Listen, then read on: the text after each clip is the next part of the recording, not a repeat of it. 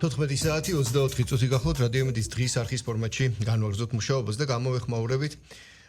იმ მნიშვნელოვან გამარჯვებას, რომელიც ამჯერად ბათუმმა მოიპოვა World Travel Awards-ის ღონისძიება, რომელიც თავად ბათუმისთვისაც არ არის სიახლე, აი ამ მნიშვნელოვან საერთაშორისო ტურისტულ ღონისძიებაში ბათუმს ევროპის 4 სეზონის წამყვანი ტურისტული მიმართულების აღიარების კუთხით მიენიჭა პრიზი, აღიარება და ეს გზავნილი კიდევ ერთი დასტურია ქართული ტურისტული პოტენციალის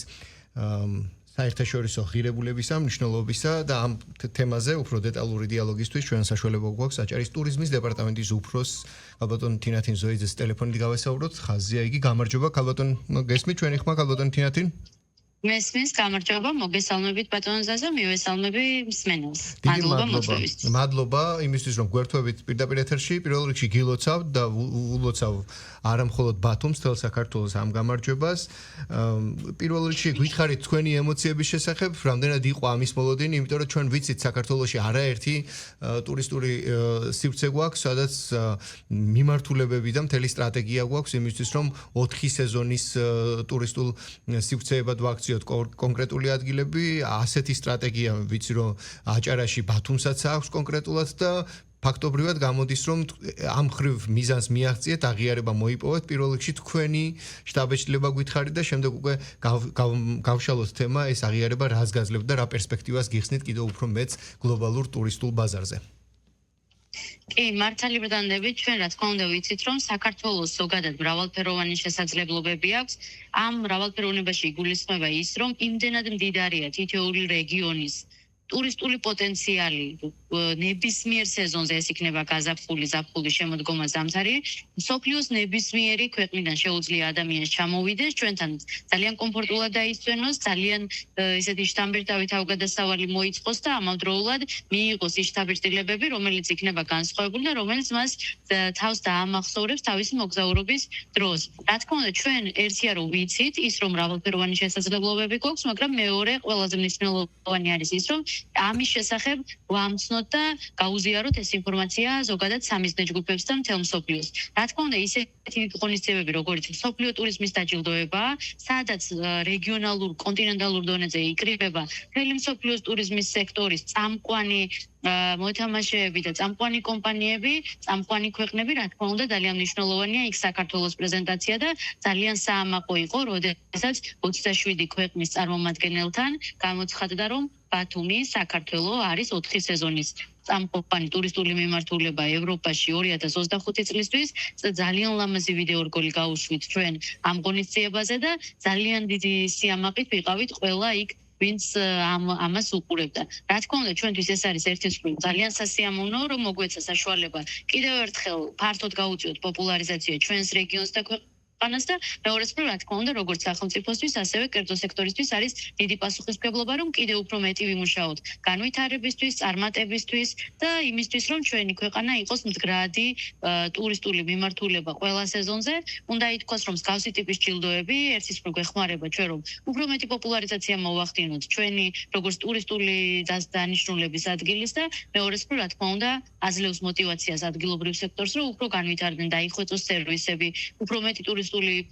ობიექტი გაიხსნას და ასე შემდეგ. ამიტომაც, რა თქმა უნდა, აჭარის ტურიზმის და კურორტების დეპარტამენტი ტურიზმის ეროვნულ ადმინისტრაციასთან ერთად არაერთ საერთაშორისო მარკეტინგულ კამპანიას ატარებს, რომლის ფარგლებშიც, რა თქმა უნდა, ჩვენ ისეთ პლატფორმებზე, სადაც შესაძლებელია, რომ მეტად მოვახდინოთ ჩვენი ქვეყნის და რეგიონის პოპულარიზაცია, ამას ძალიან წარმატებით და ღირსეულად ვაკეთებთ. ჩვენ ძალიან ვამაყობთ აჭარი, თქვენც აღნიშნეთ, რომ არაერთხელ დასახელდა სხვადასხვა ჯილდოზე და რა თქმა უნდა, ეს არის კერძო სექტორის და სახელმწიფოს ერთობლივი მუშაობის შედეგი. ეს ჯილდო მთელ ბათუმს, აჭარას და საქართველოს ეკუთვნის და რა თქმა უნდა, ჩვენ ძალიან აქტიურად გავაგრძელებთ მუშაობას, რომ ის მდიდარი შესაძლებლობები, რაც ჩვენ ქვეყანას აქვს, კიდევ უფრო ბევრმა ადამიანმა გაიგოს და ეწვიოს ჩვენ ქვეყანას. ქალბატონ თინათინ,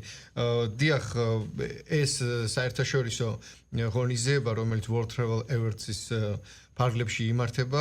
ნამდვილად არ არის სიახლე მით უმეტეს ბათუმისთვის თუ არ ვთქვი 2 წლის წინ თქვენ გალა დაჯილდოებასაც მასპინძლობთ, ხო? ევროპის გალა დაჯილდოებას უმასპინძლებთ 2023 წელს კი. დიახ, ანუ სწორად მახსოვს და ესეც ძალიან ბევრს ნიშნავს. ერთის მხრივ ამ გალაღონიზებაზე ჩამოსული საერთაშორისო ტურისტული კომპანიებისთვის თავისთავად ცნობადი გახდებოდა კიდევ უფრო მეტად ბათუმის და საქართველოს მნიშვნელობა. მაგრამ ევროპის 4 სეზონის წამყვან ტურისტულ მიმართულებად ბათუმის დასახელება წელს საერთაშორისო მოთამაშეების ბათუმისკენ მოზიდვის თვალსაზრისით რა პერსპექტივები იხსნება ეს ერთი და ალბათ ლოგიკურია რომ ეს გამარჯვება კიდევ უფრო მეტ სტიმულს მისცემს ალბათ თქვენთან კერძო ტურისტში დასაქმებულ კერძო სექტორს რომ არა მხოლოდ ზაფხულზე მოახდინოს სწორება არამედ სეზონის სხვა იმ პერიოდებზე რომლებიც წლების წინ თქვათ დიდად დამახასიათებელი არ იყო იგივე ბათუმისთვის უნდა აღინიშნოს, რომ ზოგადად მსოფლიო ტურიზმის დაჯილდოება არის უმაღლესი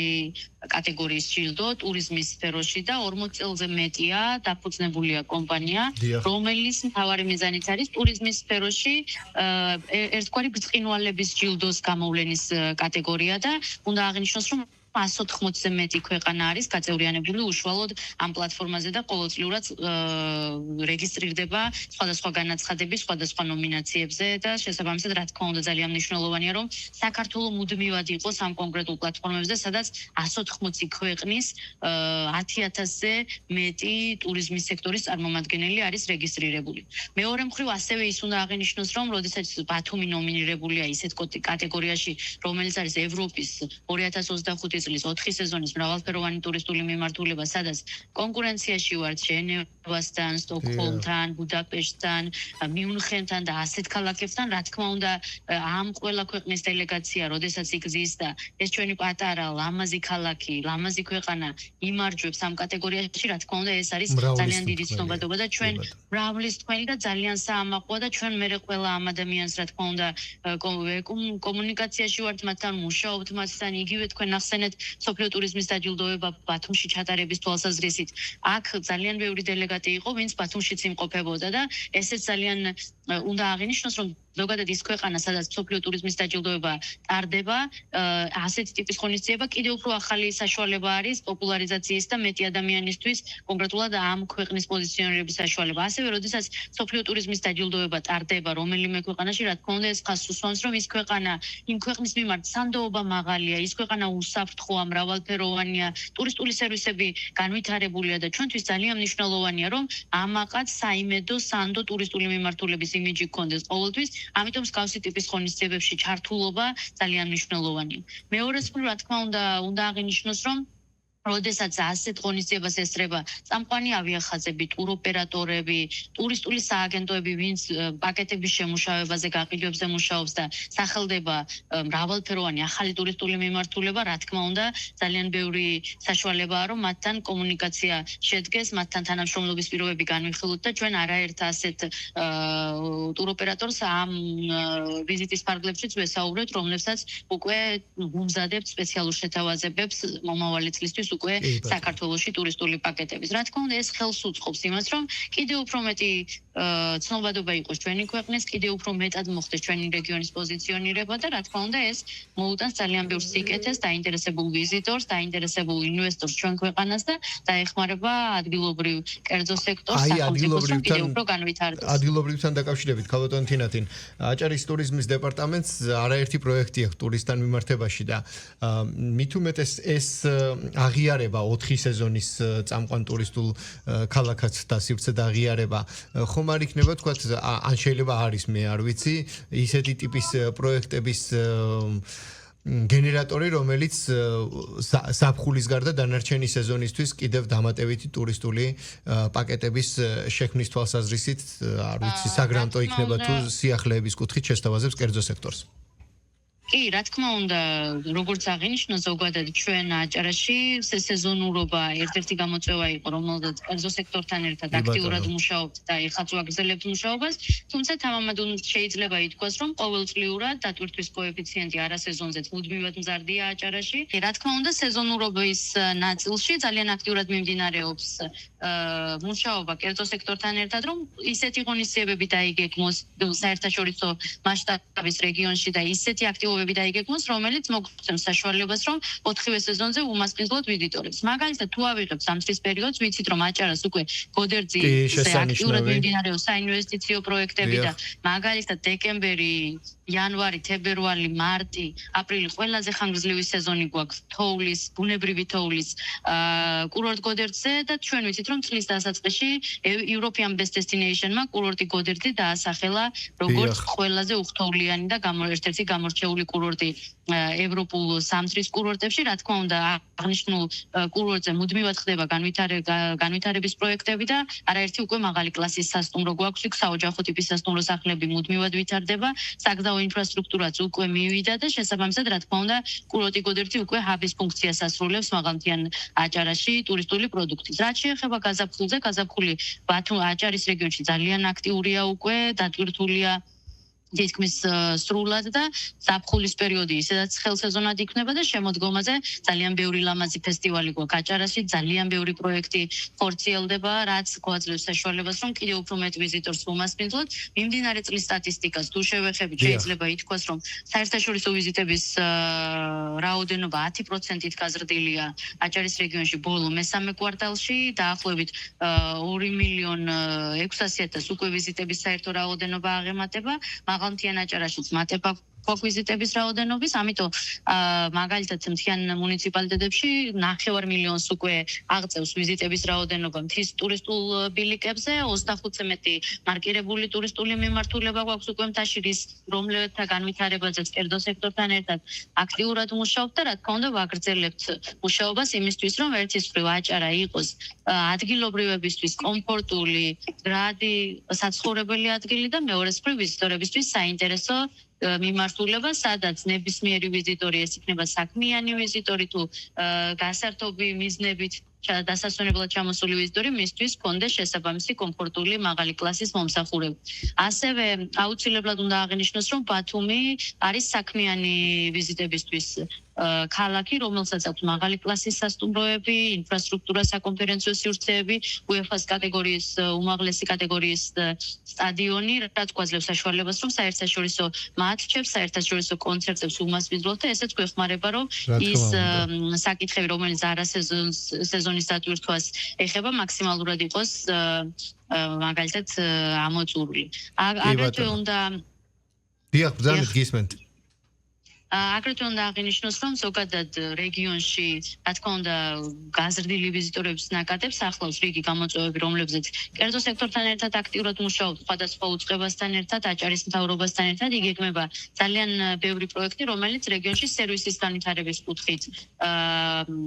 სამუშაო პროცესს ეხება და ამ მიმართულებითაც სიამაყით შეგვიძლია ვთქვათ, რომ ის სატრენინგო ღონისძიებები, სერვისის ხარისხის გაუმჯობესების ღონისძიებები, რომელსაც ჩვენ 1000-ზე მეტი სექტორში დასაქმებული პირისთვის ყოველწლიურად ვახორციელებთ, გვაძლევს საშუალებას, რომ რეგიონში მაგალითად ლოიალობის კოეფიციენტი და მომსახურების დონე ყოველწლიურად 10%-ით გაიზარდოს. ამიტომ, რა თქმა უნდა, მრავალფეროვანი ტურისტული შესაძლებლობები, უნიკალური ტრადიციები, კულტურა, ბუნება, ხალხი, რაც საქართველოში გვაქვს, რაც აჭარაში გვაქვს, არის უძლიერესი მხარე ჩვენი და ამიტომ მაქსიმალურად ვცდილობთ, რომ როგორც საერთაშორისო პლატფორმებზე, როგორც მაგალითად ეხლა ეს ჯილდოზე წარდგენა, ისევე სხვა პლატფორმებზე ძალიან აქტიურად ვიყოთ პოზიციონირებული და წარდგენილი, როგორც ევროპის წამყვანი უსაფრთხო მდგრადი საინტერესო ტურისტული მიმართულება. გალბატონ თინათი, თქვენ იმდენი რამე ჩამოთვალეთ, რომ სამწუხაროდ სატელეფონო ჩართვის ფორმატში ამ ყველაფერს ვერ ჩავშლით. მაგრამ დიდი სიამოვნებით, როდესაც თბილისში მოხვდებით, გემასპინძლებს სტუდიაში და საინტერესოა თქვენ სამომავლო გეგმები ახსენეთ და ამ ყველაფერზე სიამოვნებით გავშლით დიალოგს, იმიტომ რომ ბათუმი ნამდვილად ერთგვარად მინიატურული საქართველოა, მით უმეტეს იმ საგზაო ინფრასტრუქტურით, რომელიც ბოლო-ბოლო ფინალში გადის და რაღა დარჩა უკვე იგივე გოდერძის უღელტეხილიდან აქეთ აბასთუმნის მიმართულებაზე დაკავშირების თვალსაზრისით, ეს კიდევ უფრო მეტად კრავს იგივე ზაფხულში მთასა და ზღვას და ზამთარში გოდერძიზე თქვენ ისაუბრეთ, ეს ალკეთემა. მადლობა კიდევ ერთხელ ჩართვისთვის და წარმატებებს გისურვებთ. სიამოვნებით გელოდებით სტუდიაში.